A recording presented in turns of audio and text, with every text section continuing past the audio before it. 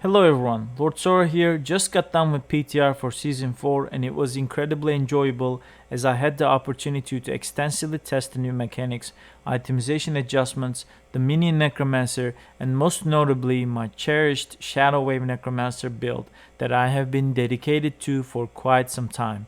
Unfortunately, Season 3 was not the best for Shadow Wave build, but after seeing some of the changes, I think Shadow Wave is coming back with its full force in Season 4. As you have seen in the opening clip, now it does massive amount of damage and you can almost cast the wave back to back. With this video, I wanted to put this guide out with some gameplay examples and what are some of the major changes that significantly buff this build going into Season 4. I will also be releasing a more in-depth guide going over some of the gear changes, tempering options, etc. But in the meantime, you can also refer to my formal build guide, and with this video covering some of the additions to that, it should get you to a good place to be prepared on how to play Shadow Wave in Season 4. As you guys know, I am mostly very PvP oriented. That's what I enjoyed. That's where I find the challenge in this game, going against the real opponent, min-maxing my build for each matchup and each scenario. There's so much more min-maxing going on in PvP in my opinion. But with the real endgame here, Pit, I also tried this build in PvE to see how high I can push. In the background, I'm completing Pit tier 100 plus.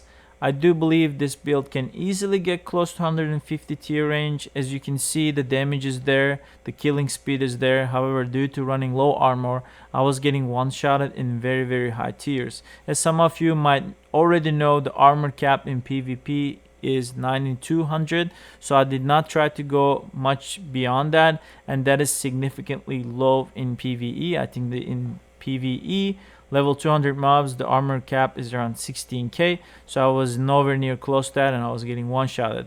But I think with fully PvE spec with caps, this build could clear tier 150 effectively.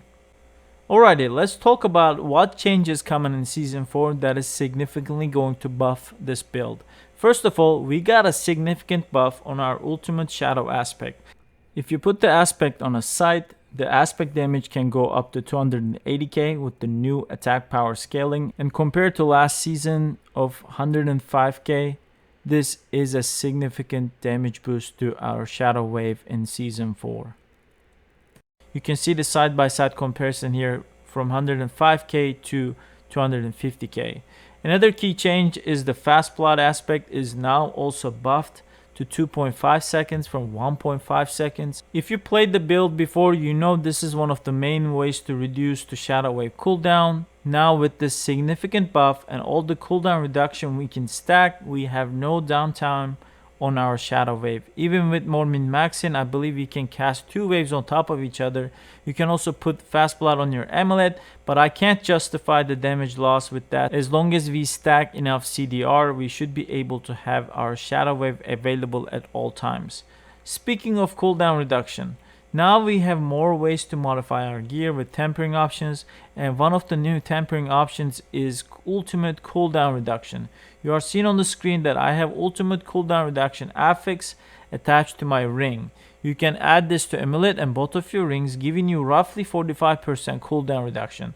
This is how we are able to cast Shadow Wave back to back with no downtime, which is huge because now we can have faster clear speed in PvE as well as more area of denial and also survivability in PvP with all the blood orbs being generated. Another new offensive tempering option is called Desecrated ground damage. This is also a significant bonus where you can stack this on your weapon, both of your rings and gloves, that will give you about 600% additive damage. Last but not least, with the new itemization, we are also able to stack more intelligence that buffs our damage more, as well as proccing our wither node more often. I think this sums up some of the major buffs Shadow Wave is getting in Season 4. I will make a full detailed guide on that, but if you would like to see previous build guides and how it's played before, the links will be in description. If you like the content, please consider liking and subscribing. I have more guides on the way, including minion Necromancer in PvP, in PvE, as well as more detailed guide on Shadow Wave build and how to play it as well. As Pit is here as the new endgame, I think I will dabble into that a little bit more, maybe making builds for that as well and guides for that as well. But until then, Lord Sora here. I will see you guys on the next video. Cheers.